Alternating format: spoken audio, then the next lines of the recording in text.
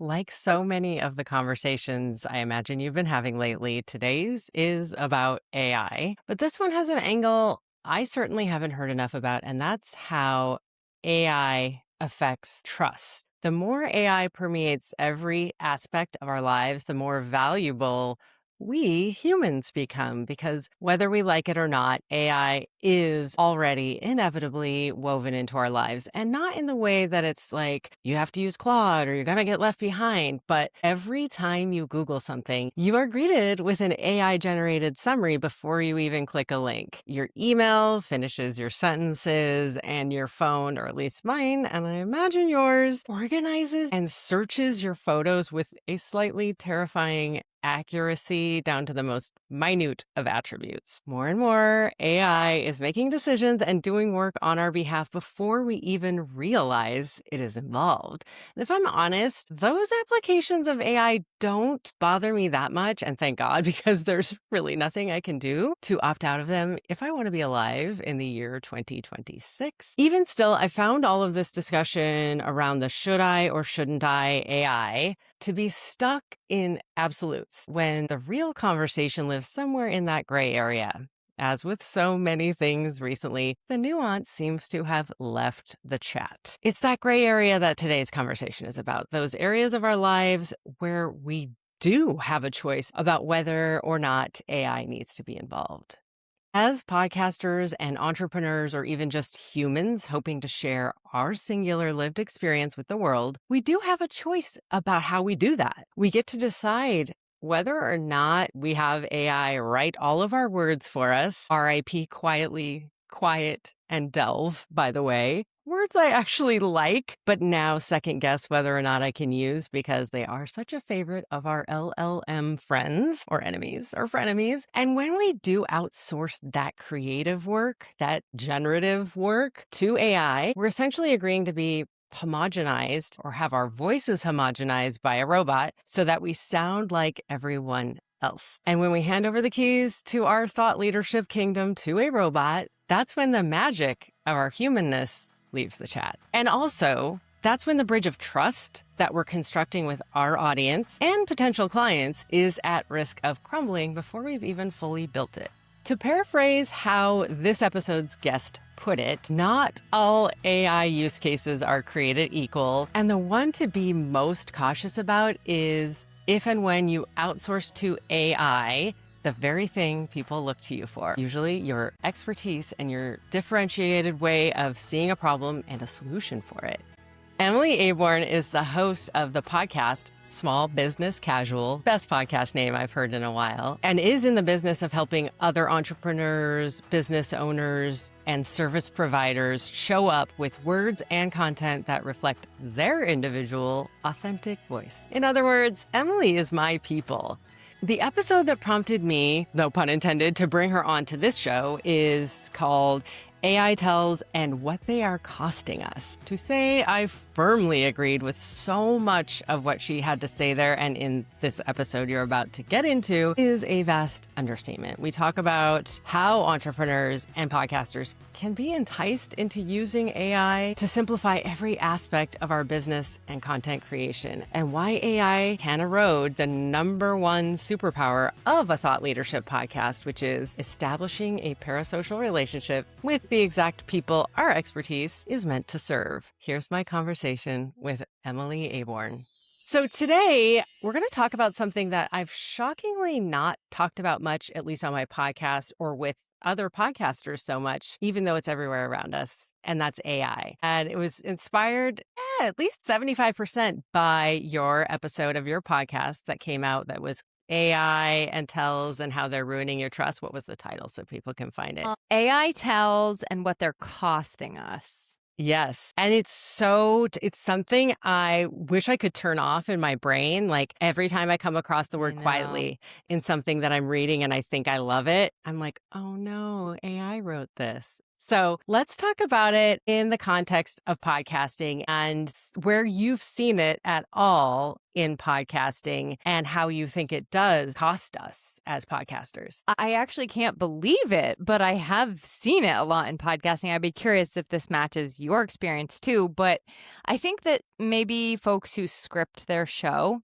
will have AI do it because I hear a lot of those same cadences and like the it's not this, it's that, and the quietly and the what's the other one it loves? Actually, it just loves Genuinely. adverbs. Genuinely is a big one. And then that rhetorical question thing, like, and honestly, that's worth sitting with. It's like And we've been emailing and you've been saying this to me. It's so hilarious. Let's delve into this topic. Exactly. So I see it. I have heard it on podcasters, and I don't want to like generalize, but I've mostly heard it in the coaching space in podcasting. So I'm kind of curious if those have any sort of correlation. But as a listener, because I'm savvy to it, I'm like, oh my gosh, you didn't even come up with this. I know. So how am I supposed to trust your expertise or hire you as my coach if you are using AI to generate all of your content? So right. And that's the thing. I think it's especially relevant to you and I are both sort of thought leaders or knowledge workers, but so people hire us for our expertise. And if that expertise is marred by something that is a clear AI tell, it's almost like they'll tune out and never come back. yeah. And one thing I want to call out, though, which I think you alluded to in your episode and has been heartbreaking for me as like a semicolon lover, someone who does do the rule of threes in my writing. I know, swear to same. God, I mean, I don't usually trot this out because it's obnoxious, but I went to a goddamn Ivy League school. I went to Columbia Journalism School, and they said, this is a great style of writing to give your writing rhythm and cadence, right? Whenever I find myself like writing in a way that sounds like AI, because sometimes I do script my intros or give myself sort of some frameworks, I am like, great, now I have to take out that word that I like or that rhythm that I like because people will think it's AI. Does that ever happen to you? All the time. And I will say, I'm kind of not giving into it because I think two things. One, that is good writing. Like the reason AI is using it is because it learned from writers and it learned from creators and people who put these things out into the world. It didn't stole. Just like, it learned. We can say learn, but it stole. It stole. It stole. So Yeah. that's one. But then I think when you, like, let's say I use a rule of three all the time. I love it. On websites, it's such a good tool because it keeps pacing. I don't usually use more than like 5 bullet points. Usually I choose 3. Like I'm not going to go past that. So what I try to do is it's harder in writing. It's easier when we're speaking it, but just really make sure that you are putting like your own emphasize. Yeah, I know. When you said that, I was like, what is the plural of emphasis? Putting that on your thing. So if I'm going to say 3 things in my podcast, I'm going to put my own cadence into it, not read it how maybe I've heard, and I don't know if you've heard, but I've heard some AI podcasts, which is another fascinating rabbit hole.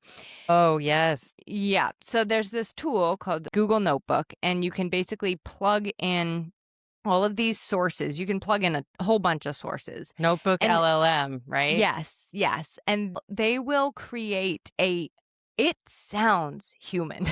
I mean, Yeah. it is. When that came out, I was like, well, that's my business. Gotta find a new one. But it's not, because there's actually a lot of research that shows like the way that we interact has not been figured out by AI yet. Like there are things that they don't even know why humans do them. Even the uhs and the ums and the so's interrupting and the likes, constantly like and I do. the interrupting, it all has like a reason in our brains. And when we hear it as human beings, we can usually distinguish between like what is and what isn't. Now, I'm sure these will evolve over time, but I've heard some of the notebook stuff and I'm like, it's interesting, but I want your actual thoughts and opinions. I really don't want to listen to these robots thoughts and Yeah, opinions. I mean, we could go in so many directions. One way of looking at this is it's a positive slant. So the reason why it's called Notebook LLM is that it is meant for students. And I think about sort of like visual learners versus auditory learners versus, people who read. And from that standpoint, I was kind of like, this is a vote of confidence in this medium that there's a whole way of studying being invented around it. So there's that. I'm 100% with you. And actually, I saw when I was listening to what it does, I saw so much value in it. And I was like, I wish I had that in college because I could have, Yeah. like I'm not always an auditory learner, but having that along with something I could read would be amazing. So I am with you on it having a fantastic application. What I don't want it to replicate podcasts because Replace. Yeah. like replace, thank you. We go to those for like a human connection, and we go to those for like, what do you think? And I just don't Totally. know why I would want that to be a robot. And I think it goes to the point of to what end are we using AI? And just another angle on, and this is a real hot topic in the podcast industry, but hear me out, AI voices. And we could spend probably a long time on Exactly. this or get fiery. But I will say this, and this has made sense to people, accessibility, right? So both from the consumption standpoint, but more so from the creator standpoint. So let's say I have a severe stutter. Let's say, I don't know, I'm nonverbal, right? Because of some neurological condition, but I still want to reach people who are auditory learners or consumers. So there's that angle. And I just will also add that I myself am ADHD and one of my children is as well. And the way that she consumes written best is when she has a book from Audible at the same time. So, and sometimes those are read by, or at least some articles are read by AI voices. And so I feel like it depends on the use case. It depends on the application. And I don't know if we're sophisticated enough to control it to just those. I think that's the problem. That's what I think the problem is, because I'm with you. I think using it as a tool is fantastic. I also would raise the argument of, when we're having it do human things that genuinely light us up and feel creative and exciting, I don't really see much of a point to that. So I understand it saving you time. I understand it helping you get further and learn. I don't understand why, for me, I'm going to use me as an example, why I would want it to write, like, let's say, a novel for me. Like, Mm-hmm. I would want to write that myself because I want the actual act, the creative act of writing the novel. Like, Yeah. that's part of the experience, which you sent me a clip with Brene Brown and Adam Grant, and that's what they talk about. The process of creating is like 90% of the product. It's not even about like what you generate at the end of it. It's like that's what is helping you think it through. Mm-hmm. So I think it's kind of the same for me with podcasting. I actually just recorded one before you and I got on, and I was like, that brought me so much joy and energy. And I Yes. like the creating of it is why I do the thing. I guess you have to look at if it's your medium, and if it's not, like, is there something else that you could be doing instead that does light you up? So it's so many things, but I do Mm-hmm. think like we kind of have to weigh, okay, is this a human brain job? Is this a creativity job? Or is this a robot job? And I think it goes to also the whole, we want the metaphor that comes to mind is there's a lid for every pot. You may have heard this on like everybody has their match. We all have our different tastes, right? And eventually it's going to all sound the same. Yeah. Like if everybody is talking in what I like to call DiGiorno, I can't remember who I got this from. Have you heard this? That, No. it's not delivery, it's DiGiorno. It's not this, it's that. So they call that the Yes. DiGiorno. Do you know the commercials for DiGiorno? Yes. Oh my gosh, that's so good. I love it. So if everything starts sounding like a DiGiorno's ad, I have to believe, and this is the optimist in me, that people are going to be like, I don't like that flavor of content or how that sounds. I need someone who's more unpredictable and has just their own je ne sais quoi. Yeah. So I have to believe that like the people will rise up or that like we'll get bored of that. Or right now, I think it's slightly in the novel stage. So that's that. I also want to say to the point of outsourcing the labor, like I can understand not everybody's a good writer. Not everyone is comfortable showing up on video and mic. So maybe they would want to outsource some of that to AI. But I think it's almost from a place of privilege that some people can say, I'm abstaining entirely from AI, which is to say, maybe this isn't the best example, but once we're done with this, it will generate a transcript immediately, Riverside or Descript or whatever your tool. I remember back in my MTV radio days, Same. No. actually writing the transcript. Who has time? I can't hire someone to do that. I'm sorry. I understand some of these things are eliminating human jobs, but also some of them are making lives of solo business owners. And your podcast is called Small Business Casual. Some of us don't have the luxury of not using AI in our workflow somewhere. Yeah. And I remember the days as a writer when I had to go back and listen to all those Zoom calls and type it all out word for word so I could get what they wanted to say on their website. And I'm 100% with you. And I want to say, I think you're right about it being a little bit of a place of privilege. So to your point of the neurodiversities and learning challenges and things like that, it is helping people to show up who maybe were my friend Andy Lyons, founder of New England Podcasters Group, said this. I think when we walk around judging it all the time, it's not really doing a service because some of the people that I can't help it. I know. No, I'm with you. I'm with you. I think, yeah, my brain is kind of like turned off by I it. know. I yes. know. So that's something you have to, I feel like everybody has to draw their own line.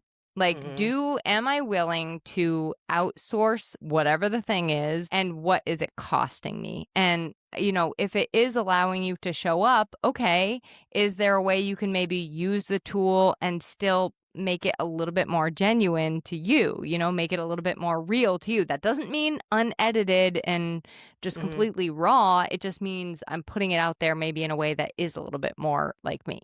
But she raises the point that it's helping a lot of people show up who maybe were too scared or couldn't write or couldn't, do a recording that are now being able to show up. And so I'm like, that has validity to it too. I'm with you in that I looked at a website today and I was like, oh my gosh. I mean, I write websites, so I have like this laser, I can just, that is what I notice first and foremost. It was like I could have told you what every single line was going to say. And what happened is she just ended up sounding like every single other somatic therapist on the internet. And unfortunately for her, that's making me be like, well, like I actually thought you were a really cool person and I would like to know you as a person. And that's not it, Yeah.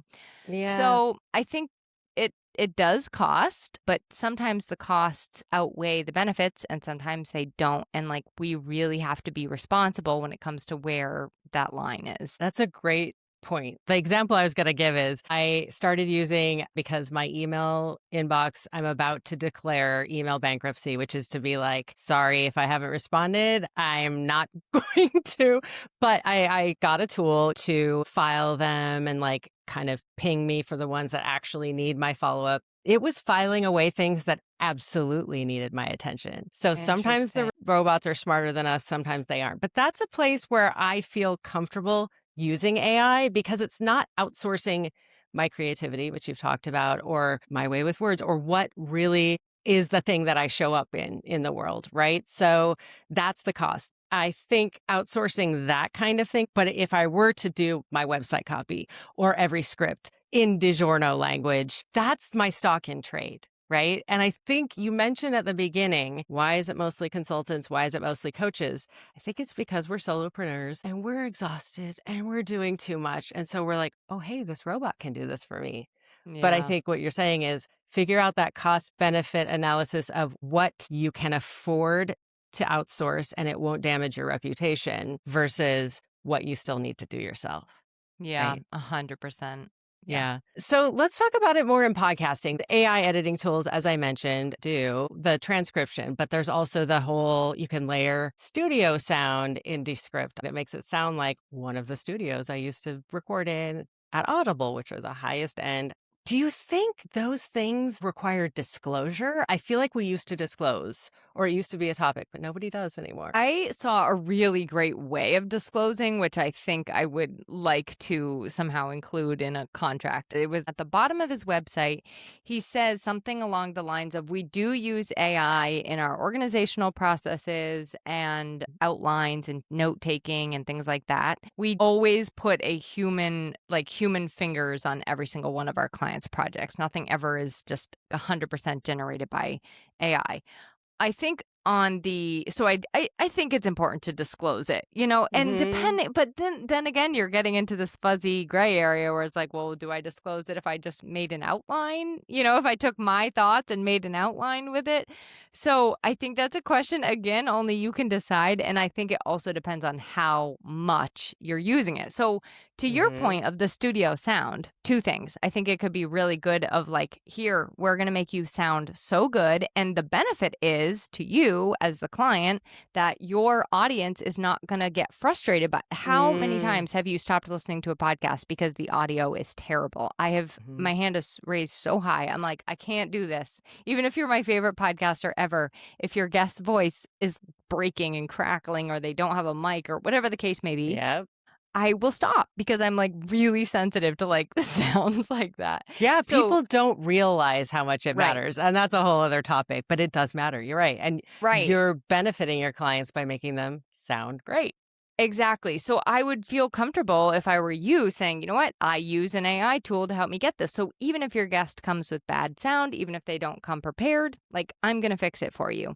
And I work with somebody who had like the first audio he sent me, it was like so bad and I was supposed to be helping them clean it up, and thank goodness for Riverside because it made it sound Mm. really really great. And I couldn't have done that without an AI tool. I will say, okay, I was editing one of my episodes on a plane once. And I don't know if you've ever tried to listen to audio at all on a plane, let alone Mm, edit one of your episodes. You can't really hear the nuances. And I knew I wanted to have it out at a particular time. And so I have allowed Descript to clone my voice when technical shit happens. It like a word will drop out. I can have it generate in my voice that word. I don't know. Maybe I should disclose that. I mean, I got my own consent to have my yeah. voice cloned. I just wanted to get your reaction to that because I know it's very controversial. So I think for you in this instance, disclosing it is beneficial. And I also think it could apply to other industries. If you are a marketing company and you're like, we do use AI because we don't waste our time with your stuff. We want to make sure that it's efficient for you and we're saving you money Hmm. by using these tools. Like that's beneficial to them to know that this is how you use it. And I also think like for listeners, you might be turning them on to a way that they can do things more efficiently or that they can help their podcast. So even a future client could be helped by you disclosing that information. So I think that's my answer in the situation you're talking about. Like, I don't see any harm or risk in that. You might need to ask, and I don't know the rules on this, but if you were doing that to somebody else's voice, Yeah. you might actually need to get their consent because I'm sure you've seen this stuff on Instagram now where they can just take any image or video of you and you have to manually go in and say, I do not want my images and video to be used as AI. I was deep faked once. Oh, It was not like a big deal, but what I was saying, I was like, God, I sound like such an asshole. Like oh, I wow. was put on YouTube and it was me. It was me. Like as far as I could tell, I was like, Wow. did I Even yourself. I was Wow. like, did I do this? And then it was kind of like clips of different interviews from different podcasts that I had been on. And I reported it to YouTube, but it's really like I never would have consented to that. So you can see Yeah. how it can go downhill really, really fast. And that's why I would say, for other when it comes to other people, you would want to get their consent. Yeah, I will say, just because I name dropped Descript, the way you allow them to clone your voice is it has you read a script. Like, it's like, do you remember when you probably do, you're a writer, the quick brown fox jumped over the lazy dog? It's like that's what, hey, not old people, that's how we would test typewriters back in the day. Yeah, But like you read this stock statement that they have that gets your whole range of intonation and stuff, and then it will recreate your voice. I wouldn't be able to do that for a client unless I had them read that. Do you know what I mean? right, right. So anyway, but you made a good point too about I don't know if you use this exact word, but sort of like efficiency and speed of delivery. I feel like this is where I get scared. And it reminds me, since we're podcasters talking about podcasting, Mel Robbins, who is a podcaster, got a lot of heat, at least in my algorithm. I saw a lot of clips of her saying you're going to get left behind if you don't. Women especially, you better step up to the AI plate because everybody else is doing it.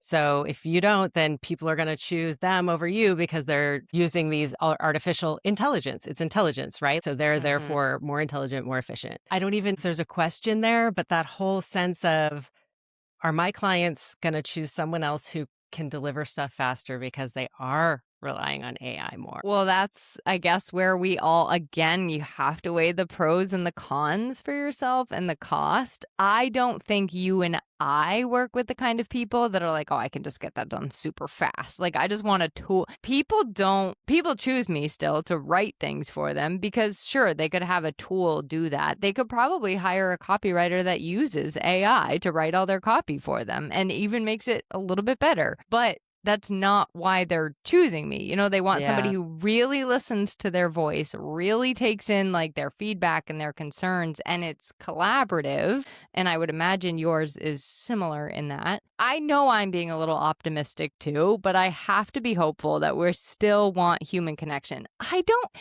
I guess I'll use a massage therapist as an example. I would want to go get a real massage, even if somebody was like, well, a machine can get it done for you faster. I'd be like, but it's not the same. You can't be like, I have this weird pain, right? Like, and describe it. They might not know or, right. Yeah. I mean, we could have a whole other episode about jobs that could be done by machines versus humans. But what's your sense? Because I know we all live in our bubbles. And I brought this up. I'm a member of Jay Klaus's community, The Lab. I don't know if you know him. He has a great podcast called Creator Science. I love to drop other podcasts in a podcast. His community that I'm part of is called The Lab, and it's content forward entrepreneurs, basically. We have our own businesses, but we also show up in content spaces. And this is a long way of saying, he said, you could put this in Claude and have it analyze or do this or, tell your clients, you can give them a template that they can then use with AI and make it their own. And I was like, I don't know about you, but I've had people in my cohorts who are very turned off by even the suggestion that they use an LLM. And I just wanted to take the temperature because I think he runs in circles all like, of course you use Claude to do this or that. And if you don't, I won't equate Jay with Mel Robbins, but that you'll be left behind. And if you're not doing it, why aren't you? What is the vibe you get in your circles or with your clients? Does the fact that AI is around and eroding trust and sounding all DiGiorno, what's the vibe? What's the vibe for AI with your people? My writing clients, I don't think a lot of them even really know what AI is or how to use it or not super savvy. If they do, they're giving me, oh my gosh, people fill out my questionnaire with AI. Wow. I had to put something on the top that's like, I don't want ChatGPT to fill out your questionnaire for you. They will send me, like if I've sent them copy, they'll like put it through their own AI and like tell me all the things that their AI suggests. And I will take, yeah. So that's what I'm experiencing. And I know website designers who I closely collaborate with, they'll have people come to them that say, oh, Claude made me a website and they can't access it. They don't know where it lives. It looks like, it looks like if you've ever seen a Claude website, they all look very standard. Yeah. So again, I'm going back to like, what's it costing us to use these things? And when you talk about being left behind by AI, I'm like, there's a lot of places I'm okay being left behind, and I will figure something else out, like if it comes down to this. So that is coming from a little bit of a place of like, I'm capable enough to pivot. I will figure something out, I will go find a new path. But I think that we just have to draw the line for ourselves. Like, where am I willing to outsource my brain, maybe my efforts, my time, my money, and where am I not? It's actually refreshing to know that not everyone who is seeking a copywriter is aware of the existence of these DiGiorno spewing bots that can create very samey sounding copy. And even though things like LLM exist, and even though Notebook LLM, Google's thing, and that Descript can clone my voice, I do think podcasting is going to be kind of the final frontier of trust and the ability to really develop that parasocial relationship with a real human. We talked about video, and I know there's such thing as like you can make your video clone, but this is actually an argument in favor of video. I was complaining about it earlier because I'm like, oh, I need to cover my grays, but you can tell we're humans because Yeah. we're not perfect. Because your shelf is crooked. Just A kidding. robot would never. Back to the massage therapist kind of thing. I don't know if you've ever, I've done this because I have like health anxiety, but I've like asked AI, like, what does it mean if I have this? They don't have empathy. It's always like, hang in there, sport. You know, it's not very empathetic. And there is something about being a human and having friction with the world and having experienced pain and understanding what things feel like and smell like. And, you know, that brings a different experience to conversations like this. Also, we're clearly processing all of this out live time. Yeah. This is not, you know, I read everything on the internet and now I'm like, here it is, all buttoned up and perfect. And I have every single answer for every single person. We are literally working through this in our own time. So I think that's the other thing. And it challenges the people listening to also have to do that for themselves too. Because they're like, ooh, do I think that? Ooh, do I think that? Ooh, what do I think about that? Like it's really happening live time. It's like a live experience for people. Yeah. And yes, we can edit it. And yes, I've realized a lot of my vocal tics and my reliance on but it's sort of like we were talking about. Sometimes I'll read my newsletter after I've sent it and I'll catch a typo. And I'll breathe a sigh of relief because it's like, oh, again, AI would never. Clearly, that is a human making a human error. So I wonder if we're entering an era of imperfection being actually an asset. I have a little PS at the bottom of my email that says, like, if there's typos, at least you know it wasn't AI, which I make typos all the time in emails. I do think, unfortunately, AI is going to learn some of those little tricks too. Like, they're going to just learn, oh, this makes me sound more human. This makes me sound more human. I think this, at the end of the day, and this is what I said in my episode, I feel like us trying to, like, circumvent all of the AI tells is a losing battle because already it's become a snake eating its own tail. It's already eating its own content and spewing out its own content because people are using AI content. It's going to just keep happening like that. And the only way to really break free of it is to stop using it as your voice. Stop using it as your creativity. Stop using it as your heartbeat. The only way to not be AI is to not be AI. I will tell you, sometimes, especially if it's like an email to the coach of my daughter's softball team or my daughter's musical theater company. I love the director of her musical theater company. She writes these novel length. I do not have time to read it. Okay, read this for me. You know, like knowing what you know about my schedule, you can see my calendar, or you know my voice, just write a response that sounds like me that's like, okay, thanks, and we'll see you there, or whatever. I know I could do it, but sometimes at the end of the day, my brain is done and it still defaults to the DiGiorno. Even though I feel like I've beaten it into submission with like, I will upload my style of writing. Here's how I write, Claude. Please sound like this, but it keeps going back to its way. It's maybe just don't use it to write like her birthday card and you'll be all set. Oh my God. And that's happened. I think you said you got one from someone and it was such a disappointment. Yeah. I was like, baby, don't give me a birthday card if you're going to use it for computer. Yeah. All right. Dang. So reality check questions. Because my audience is largely people who are just getting into podcasting, curious about it, maybe hitting pod fade, I'll go to these questions. What is one thing podcasters overthink? Oh, I know. So a lot of times we think because we talked about a topic once, we can't ever talk about the topic again because everybody's already heard it. You can literally say the same topic like 5 times in a different way and people will get something new from it every single time. And probably should because new people are finding you. And if it's like your signature, that's brilliant. I'm going to remember that. Thank you. You can steal that. What's one thing that podcasters underthink? The quality of their audio and the arc of the episode. You know, like I think it's really nice to bring people through an arc where they know what they're going to get and they get it and then they get a little tiny kiss at the end. Yeah. Okay. What is a metric you care about more or you think is more valuable than downloads? Any and all comments on social media or a text message when I post an episode of somebody saying, I loved the episode, this jumped out at me, whatever the case may be. People sharing on social.